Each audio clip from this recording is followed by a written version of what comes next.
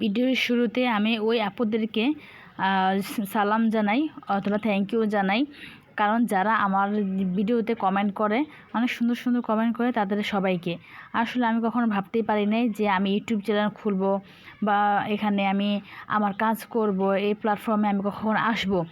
যখন আমি আসি বা কাজ করি তখন দেখি যে অনেক অনেক কমেন্ট অনেক ভিডিওতে অনেকে দেয়, বাট আমার ভিডিও কেউ দেখে না বা আমার ভিডিওতে কেউ লাইক করে না, কমেন্ট করে না।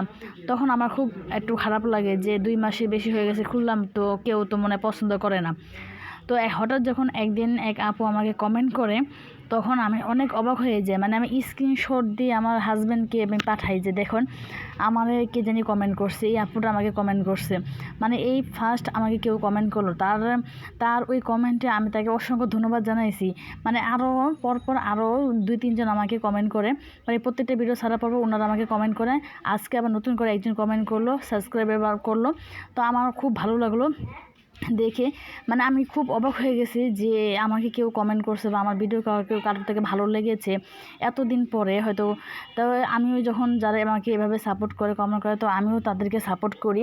তাদেরকে আমিও দেখা যায় যে আমিও তাদেরকে বিভিন্ন ধরনের কমেন্ট করি। আসলে আমি আগে বুঝিনি যে এইভাবে কারো কমেন্ট করতে হয় বা পড়তে হয়।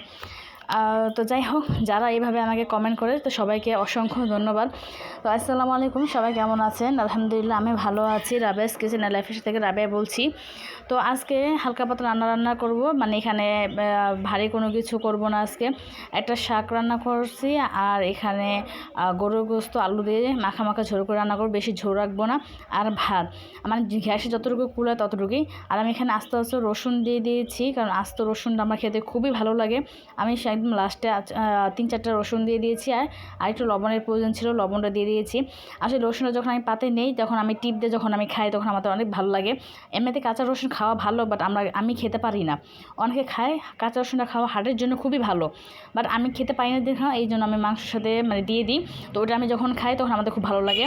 আর এই শাকটা আমার শাশুড়ি মা, মানে পাশে একটা জায়গা ছিল আমাদের এলাকায়, সেখানে কোনো ঘরবাড়ি ছিল না, মানে একদম মাটির উপরে এই শাকগুলো হয়েছিল। তো একদম টাটকা শাক, এটা একদম ফ্রেশ টাটকা শাক। আর শাকগুলো অনেক সুন্দর, একদম কালো কালো।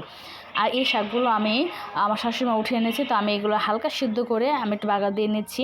আর এই শাকটা যখন আমি খাই বা এই শাকটা যখন আমি খাই, তখন আমি খুব মানে অনেকগুলো খাই, কারণ এরকম বাজারে কিনা শাকের থেকে এইভাবে তোলা শাকগুলোর পুষ্টিগুণ সব কিছুই বেশি থাকে।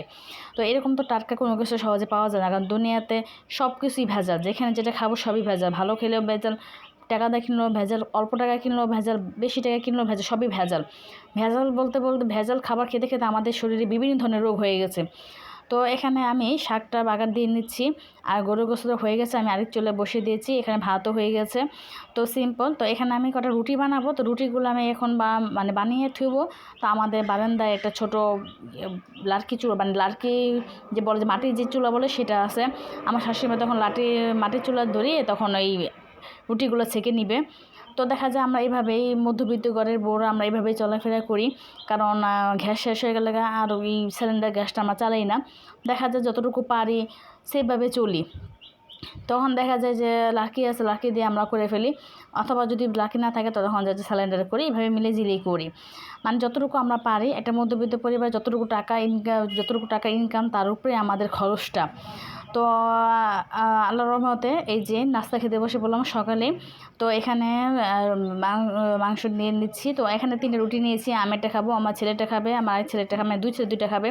তো ওরা একটা বেশি 2টা খেতে পারে না, আমিও একটা বেশি 2টা খেতে পারি না, আমি একটাই খাই, আবার অনেক সময় ভালো লাগলে 2টা, বেশি না। এখানে মুরগির ছাও কিনেছিলাম, মানে কিনে আরও মানে জ্বালায় পড়েছি, কারণ আমার দোনো ছেলে এটা করে বারবারই ধরে, মানা করার পরও ধরে।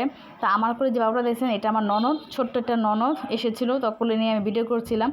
তো সব সময় দেখা যায় যে রান্না বাড়াবিতে ব্যস্ত থাকি, নিজের যত্ন তো ভুলেই গেছি। বিয়ের পর চুল আঁচড়ানো বা মুখে সোনো দেওয়া, তারপরে বলেন যে মুখে ফেস ওয়াশ দেওয়া বা ভালোভাবে গোসল করা, সবাই ভুলে গেছি। 2 বাচ্চার মা, 8 বছর হয়ে গেছে, মানে সবার খেজমত করতে করতে নিজেই খেজমত করাই ভুলে গেছি।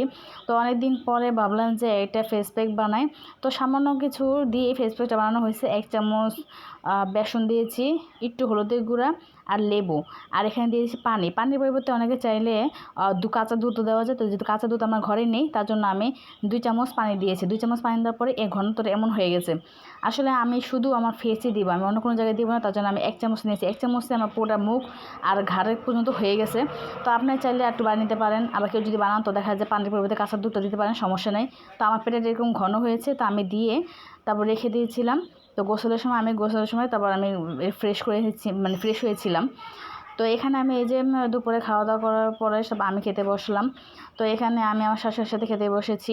তো বাচ্চাদেরকে আগে খাইয়ে তারপর আমি আমার শাশুড়ির সাথে খেতে বসি।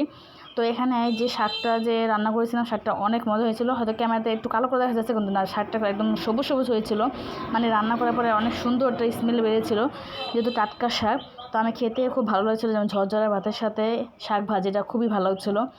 তো আমি শাক দিয়ে খাওয়ার পর তারপর আমি একটা গরু গোস্ত নেব, আর গরু গোস্ত যেহেতু প্রচুর আমার অ্যালার্জি সমস্যা, তার জন্য আমি বেশি খাই না। যেমন এক পিস আলু, 1 পিস গোস্ত এভাবে নিয়ে খাই। তো ভাতটা কিন্তু অনেক মজা লাগছিলো। তো এখানে আমি নিয়ে নিলাম একটা হাড্ডি। এখানে আমি শুধু হাড্ডিটা নিয়েছি, মাংস নিইনি। হাড্ডির ভিতরে যথেষ্ট পরিমাণ মাংস আছে, ওটাতে আমার হয়ে যাবে। বেশি খেলে দেখা যায় আমার গলা ব্যথা শুরু হয়ে যায়, অ্যালার্জি, কান ব্যথা, কান চুলকানো শুরু হয়ে যায়। তো এই হলো আজকে আমার ভিডিও। তো কেমন লাগলো আপনারা জানাবেন, একটা লাইক, একটা সাবস্ক্রাইব করে দিবেন। আর খেতে খেতে চলে যাচ্ছি আজ এই পর্যন্তই। তো ভালো লাগলে সবাই কমেন্ট করবেন।